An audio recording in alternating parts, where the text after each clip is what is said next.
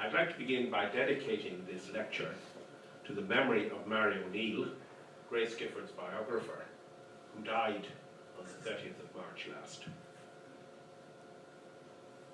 In Rebel Irishwomen, a book published in 1935, which has inspired this series of lectures, R.M. Fox wrote that around the story of Grace Gifford, legends and myths are already gathering. The legends and myths have persisted, and they may even have intensified, largely on account of the hauntingly beautiful ballad that Dermot referred to, Grace, composed in 1985 by Sean and Frank O'Mara, and recorded by, among others, Jim McCann of the Dubliners.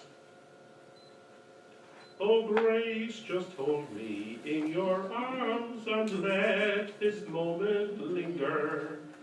They'll take me out at dawn and I will die. With all my love I place this wedding ring upon your finger. There won't be time to share our love, for we must say goodbye. Most people today remember the story of Grace Gifford because of this ballad, which of course refers to her marriage to Joseph Mary Plunkett in Kilmainham jail just a few hours before he was executed for the part he played in the Easter Rising of 1916. The extraordinary and tragic circumstances of that marriage are the stuff of legends and myths. And indeed, there was an earlier ballad about Grace and Joseph Plunkett, not known to me, but it is mentioned by Grace's nephew, Donogh MacDonagh, in an appreciation of his aunt, which was published in the Irish press after her death in 1955. That ballad, he said, gave her a place in the most secure of all national pantheons, the world of the ballad. The more recent ballad certainly guarantees her place there. My task this afternoon is to separate the facts of her story from the legends and myths, in the spirit of the dictum of the great French historian Pierre Nora. Memory instills remembrance within the sacred. History, always prosaic, releases it again. I will try to release Grace from the legends and myths, in other words, from the national pantheon. Fox, in his account of her, identified her claim to fame in her own right as distinct from her tenuous association with the 1916 Rising, when he wrote that it is as an artist that Grace Gifford has done her best creative work. And the historian Margaret McCurtain has characterised her as a strong, independent woman whose artistic talent manifested itself in satirical cartoons of a political and topical nature. She was born into a wealthy but somewhat dysfunctional Dublin family in 1888. She was one of 6 brothers and 6 sisters, of whom Grace and her twin brother were the second youngest. Her father, a solicitor, was Catholic. Her mother was Protestant, and a niece of Sir Frederick William Burton, painter of the much-loved picture, The Meeting on the Turret Stairs, in the National Gallery of Ireland. So Grace inherited her artistic talent from her mother's side of the family, and her distinctive red hair came from her mother's side too, from her maternal great-grandmother, Emily Bissett, who had married Captain Claude Cole Hamilton Walsh of County Tyrone and bore him 23 children. Oh my gosh. Both of Grace's parents were staunchly unionist in politics.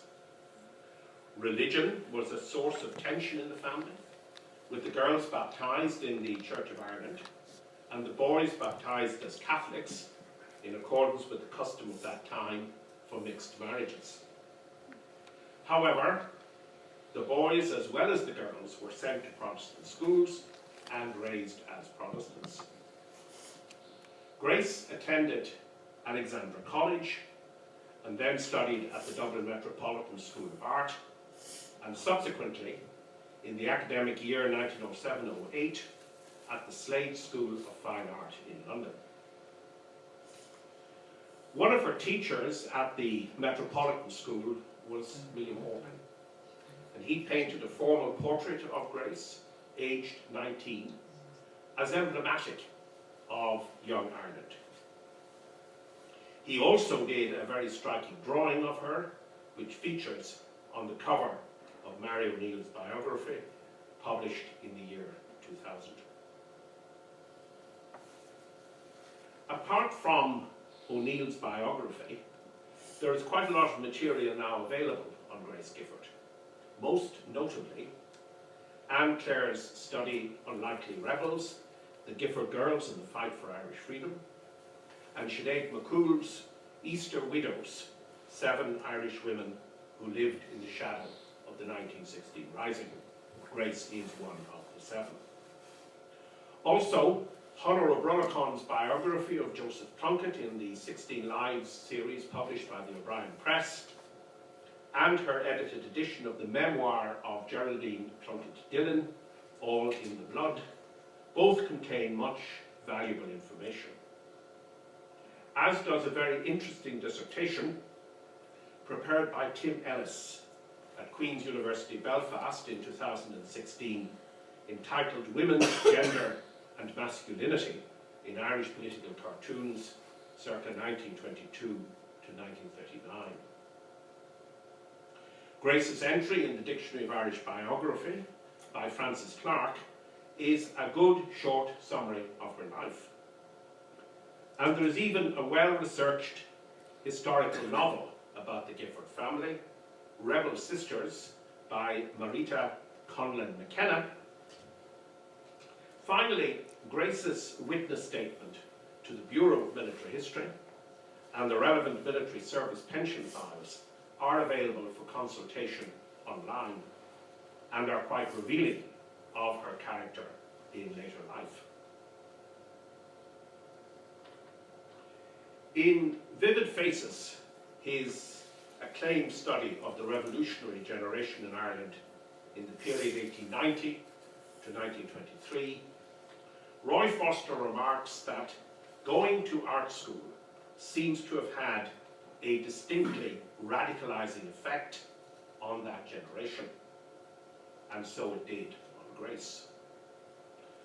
3 of her sisters, with Muriel, Sidney and Nellie, also became revolutionaries, though without the influence of art school.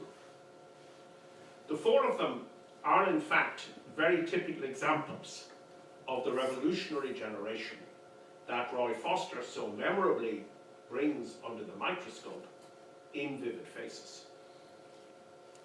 He argues that the radicalism of that generation represented perhaps as much a generational shift as anything else. They were, in Foster's words, reacting against their fathers. He writes, a cohort of people emerged in Ireland who were determined to destabilize the worlds they were born into. In this respect, they were the same as revolutionaries at any time and in any place.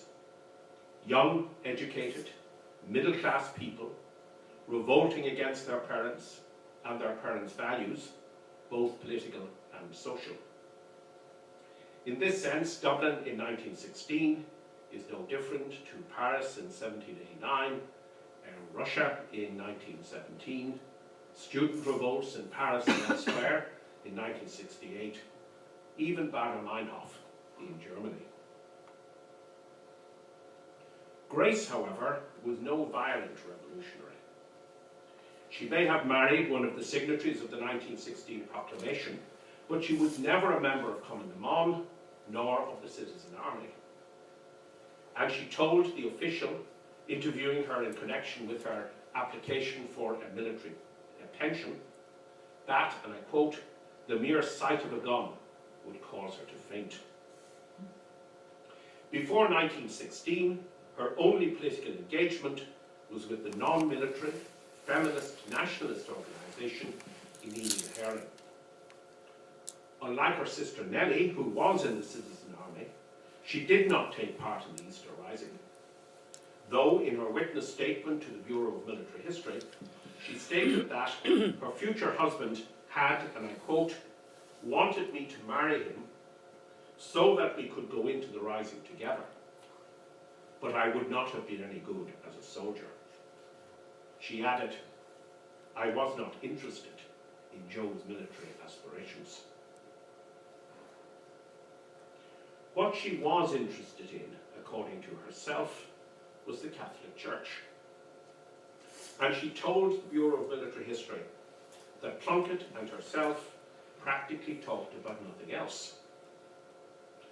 Grace had met Plunkett, her almost exact contemporary, through his great friend Thomas MacDonagh, who married Grace's sister Muriel in January 1912. Their courtship, however, did not begin until late 1915. It progressed rapidly, and they became engaged on the 2nd of December 1915. The Plunkett family did not approve. Geraldine Plunkett Dillon recalled, "It was a bombshell for us all. We didn't know they took that much interest in each other." She wrote in her memoir that Grace had no interest in what we were interested in. Her first link with Joe had to do with her desire to become a Catholic, and she said that's what they talked about all the time. He was helping her with the preparation and was concerned that after she was baptized, she would probably be thrown out of home. Part of his reason for marrying her was to protect her in such an event, unquote. Grace had been living with her parents since returning from arts studies in London in 1908. Her occasional artwork in these years, mainly caricature portraits for magazines and cartoons in support of women's suffrage, did not provide an income sufficient for independent living. She was duly received into the Catholic Church on the 7th of April 1916, and her wedding was set for the following Easter Sunday, the 23rd of April. But the Rising, originally planned to commence on Easter Sunday, intervened. As she later said herself, owing to unforeseen circumstances, the marriage did not take place till May 3rd at Kilmainham Jail. Circumstances unforeseen by her, but clearly not unforeseen by Joseph Plunkett, who was in the thick of the preparations for the Rising. One wonders why he had agreed to that date for the wedding, despite knowing that the Rising was to begin on that day. However, his surviving letters to Grace clearly indicate that he was very much in love with her. For instance, on the day of their engagement, he sent her a letter protesting, "You know what my sort of love is. It is a poor thing beside the splendours of your heart. But such as it is, you have it. I do love you. I hope to become more worthy of you." Her letters to him have not survived. But her highly romanticised posthumous portrait of him is an eloquent testament to her affections. R.M. Fox gives us Grace's own account of the marriage ceremony. "I entered Kilmainham Jail on Wednesday, May 3rd at 6 p.m. and was detained there till about 11:30 p.m. When I saw him for the first time in the prison chapel, where the marriage was gone through and no speech allowed. He was taken back to his cell, and I left the prison. I went to bed at 1:30 and was awakened at 2 o'clock by a policeman with a letter from the prison commandant asking me to visit Joseph Plunkett. I was brought there in a motor and saw my husband in his cell, the interview occupying 10 minutes. During the interview, the cell was packed with officers and a sergeant who kept a watch in his hand and closed the interview by saying, "Your time is now up."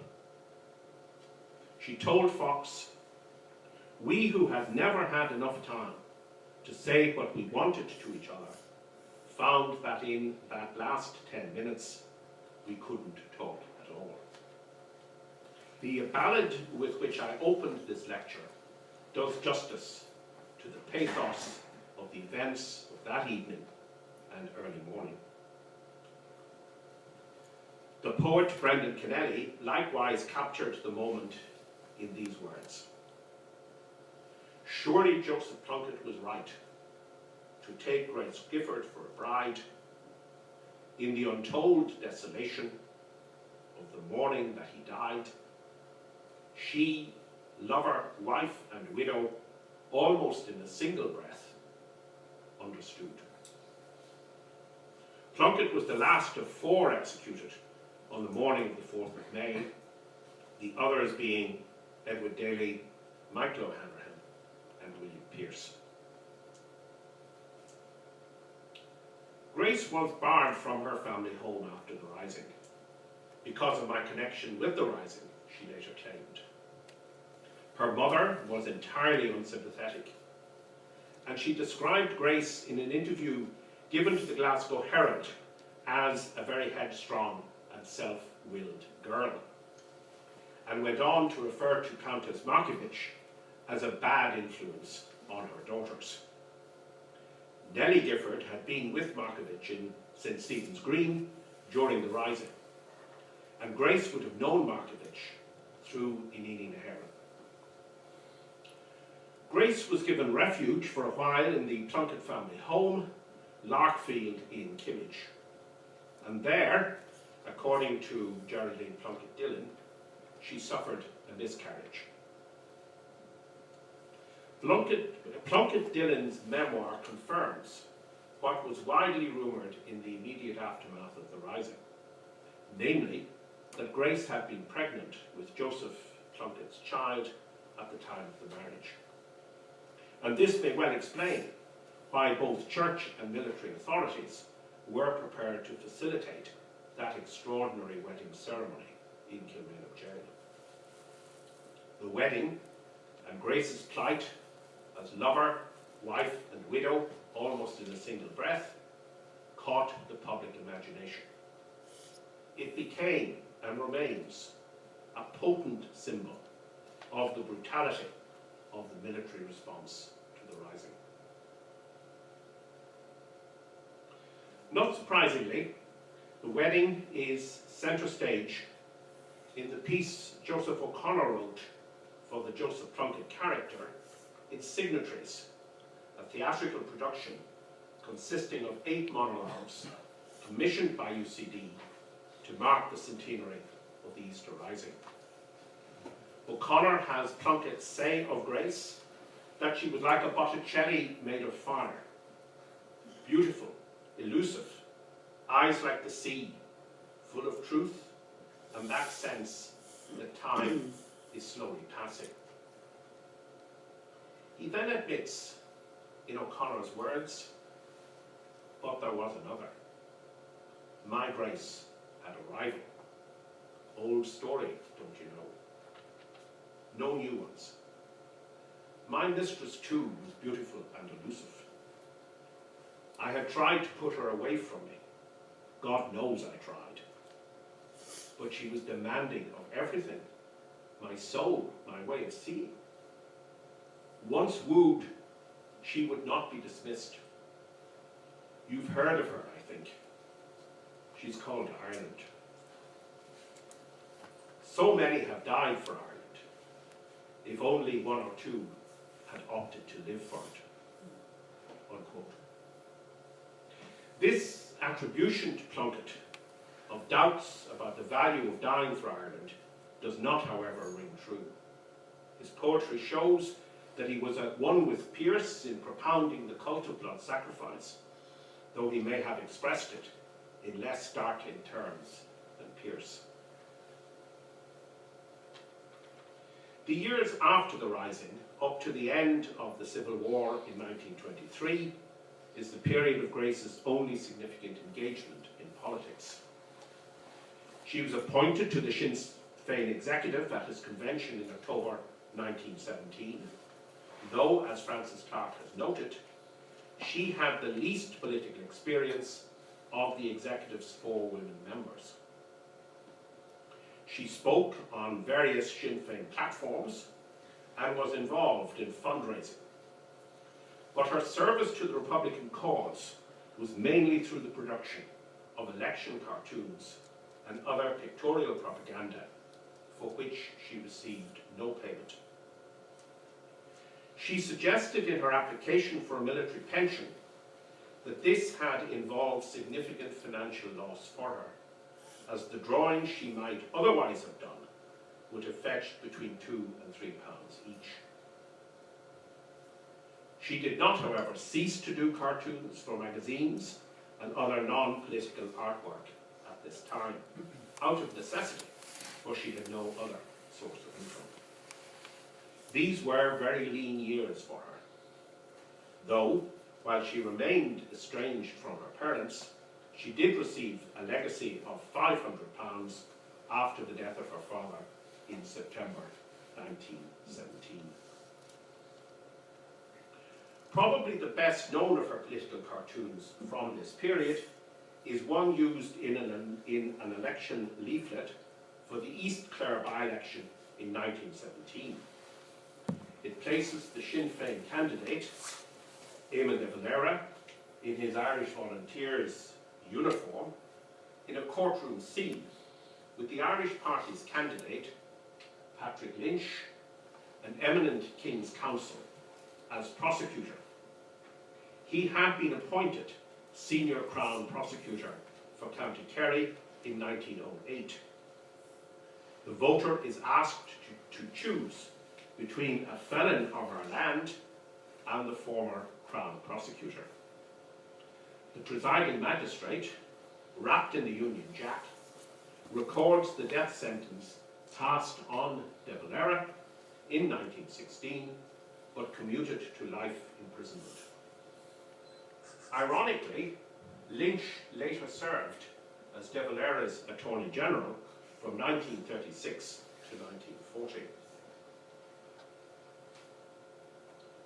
Grace rejected the Anglo-Irish Treaty of 1921 and supported the anti-treaty side in the Civil War. Though her active involvement was limited to attending to the wounded at a first aid station at Tara Hall in Gloucester Street in Dublin, in the week commencing the 28th of June 1922, the date on which the Free State Army moved against the Republican forces occupying the forecourts. Her younger sister, Sydney, the author John Brennan, was with her in Tara Hall. What R.M. Fox calls Grace's clear-cut opposition to the treaty was based on the fact that, as she wrote in March 1922, her husband gave his life rather than take a shameful oath of allegiance to the Empire. A rather peculiar take on the 1916 executions, but clearly the oath provided for in the treaty was anathema to her. Her cartoons for the anti-treaty cause have particular significance, since, as Tim Ellis points out in his dissertation, there were few print outlets available to Republicans during the Civil War, whereas, to quote Ellis, the provisional government could rely on the broadly sympathetic Irish and British presses, assisted by a wartime censorship regime to ensure the production of material supportive of the Free State. with the support of mainstream newspapers came useful resources such as sophisticated printing presses and photographers. Tim Ellis argues that since very few anti-treaty publications had the capacity to include photographs, the political cartoon offered an alternative means of harnessing the persuasiveness of the visual medium. A good example of Grace's work at this time shows Michael Collins as a circus ringmaster who is inducing a dog to perform some tricks. The dog is identified as Ireland a province, and it is carrying a Union Jack flag and balancing an oath of allegiance on its nose. At the ringside is a dissolute King George V, accompanied by representatives of a supposedly happy empire, rather crudely caricatured as primitive tribesmen. The subliminal message is that the treaty implies equivalence between such tribesmen, lesser mortals, and the Irish people. We should not underestimate the power of a good cartoon. And we are unlikely to do so after the Charlie Hebdo massacre of the 7th of January 2015. Nevertheless, it is hard to see what could have justified Grace's imprisonment without trial during the Civil War. She was arrested in February 1923 and held for 3 months in grim conditions in Kilmainham Jail, and later for a further 3 months in the North Dublin Union. During her time in Kilmainham, she painted on a wall of her cell what is probably her best known work, the so-called Kilmainham Madonna. The painting that visitors to the jail see today is sadly not the original by Grace herself. The original deteriorated badly during the period after the jail was closed in 1924 and before the restoration work commenced in the 1960s. And so Grace's artwork was copied onto the replastered wall of her cell by Tom Ryan, sometime president of the Royal Hibernian Academy. Ryan's version is faithful to the original, though, as Anne Clare has remarked, his rendition of the Virgin lacks the free-flowing gracefulness that characterized the original. After the Civil War, Grace withdrew from politics and quietly pursued her somewhat precarious career as a freelance artist, concentrating largely on graphic work for advertisements for such as the newly formed Gaeltacht Industries Company and the Irish Sweepstakes.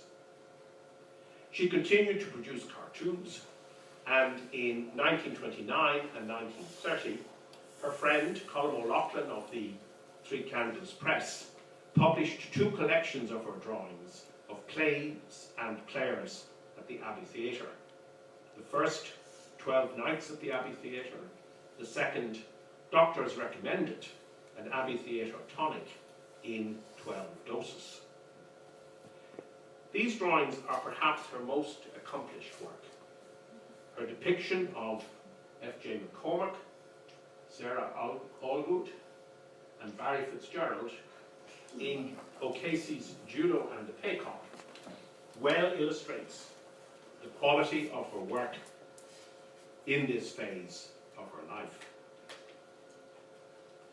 There was not much money to be made from these endeavours, but Grace's financial circumstances greatly improved when she was granted a pension of £90 per annum in 1924 as a dependent widow of a signatory of the 1916 proclamation. This was increased to £180 in 1927 and to £500 in 1937. These were generous provisions. The average industrial wage in 1932 was £126 per annum.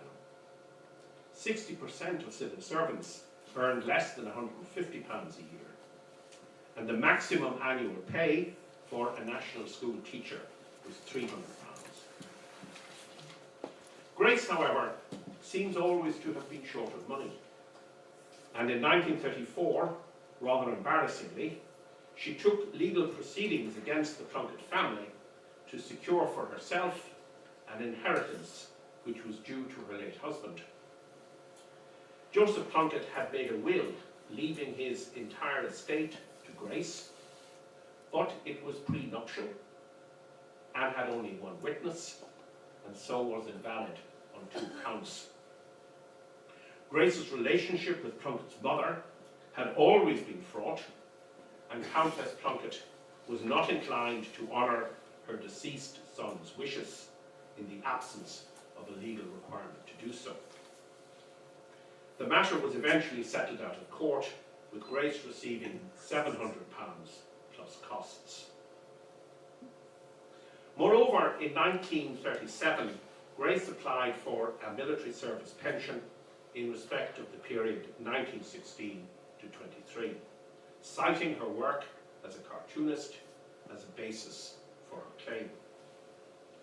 Her application was refused, the official dealing with the case commenting on file that this lady does not appear to have any service which could be regarded as qualifying service under the relevant act. She did nothing of the ordinary work which is usually associated with coming along, unquote. The official in question adds that the reason for her application was the inadequacy of her pension as a widow of a signatory of the proclamation, and he notes that this has now been rectified and the pension brought up from £180 to £500. He concludes as follows: she knows that as a recipient of such a large pension, she would not be entitled to a second pension out of public funds. Grace died alone on the 13th of December 1955, aged 67.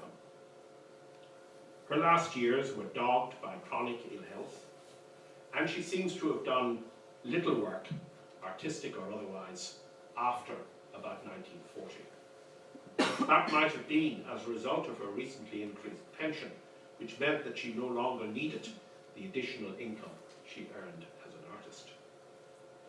She was a loner and never remarried, but she had a loyal circle of friends, many of them fellow members of the old Dublin Society, which she joined shortly after its foundation in 1934. However, as Mary O'Neill delicately puts it, Grace was not an easy person to get along with. She was reserved and could be prickly at times. She deserves to be remembered for more than just being the tragic bride of Joseph Plunkett.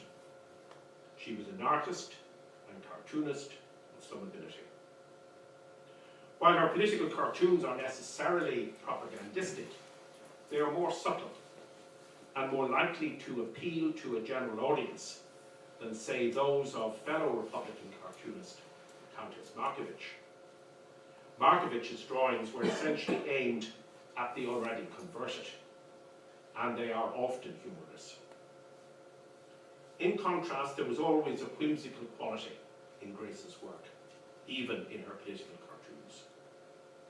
Her other work, like the Abbey Theatre drawings already mentioned, exude a spirit of fun, and her earlier work also uses gentle mockery to achieve an effect. This is well illustrated in the set of 17 drawings that she published in 1919 in book form under the title of "To Hold As It Were," a phrase taken from Hamlet, appropriately Hamlet's instructions to the players to hold as it were the mirror up to nature.